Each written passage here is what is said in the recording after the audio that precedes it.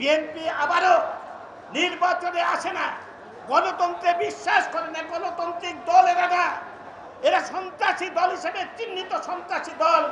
গণতান্ত্রিক আচার আচরণ এদের মধ্যে নাই, তাই তারা নির্বাচনে বারবার আসে না এবং নির্বাচনে না এসে আবার সরকারের বিরুদ্ধে আবার বিসরকার করে, আবার সরকারের বিরুদ্ধে ষড়যন্ত্র করে। তারা বেগম খালেদা জিয়ার মুক্তির দাবিতে আবার আন্দোলন করার চেষ্টা করেছে। বন্ধুরা আমার লক্ষ্য করবেন, বিএনপির নেতারা যখন জেলে যায়, বিএনপির ফখরুল ইসলাম আলমগীর সহ বিভিন্ন নেতারা জেলে গেছে, বিভিন্ন নেতাদের সন্ত্রাসী কর্মকাণ্ডের জন্য সাজা হয়েছে।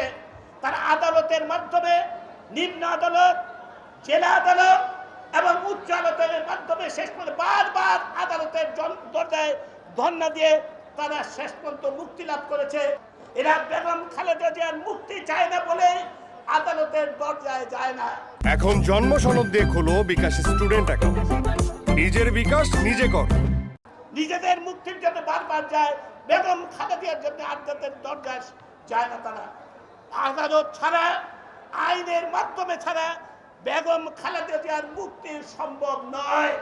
শেখ হাসিনা মানবতার মা, মানবতা দেখিয়ে আজকে তার বাড়িতে মুক্ত মানুষের মতো থাকার সুযোগ করে দিয়েছেন, চিকিৎসা নেওয়ার সুযোগ করে দিয়েছেন। যদি মুক্তি করতে হয় আদালতের দরজায় যেতে হবে অথবা মহামান্য রাষ্ট্রপতির কাছে ক্ষমা ভিক্ষা চাইতে হবে। আন্দোলন করে কোনো লাভ নাই, আন্দোলনের হুমকি দেবেন না, আন্দোলন করে কোনো লাভ হবে না।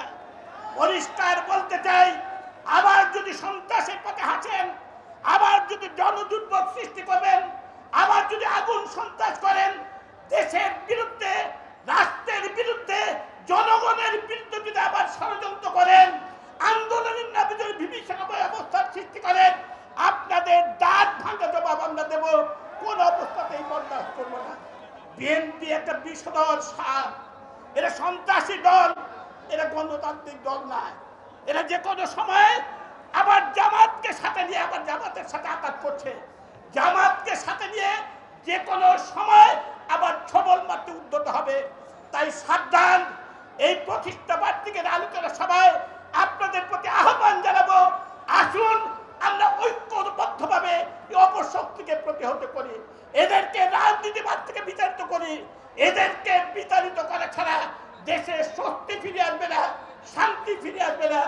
তাই এদের বিরুদ্ধে প্রতিরোধ করে তুলে একটা সুন্দর ভবিষ্যতের জন্য স্মার্ট বাংলাদেশ গড়ার জন্য আমরা এগিয়ে যাই।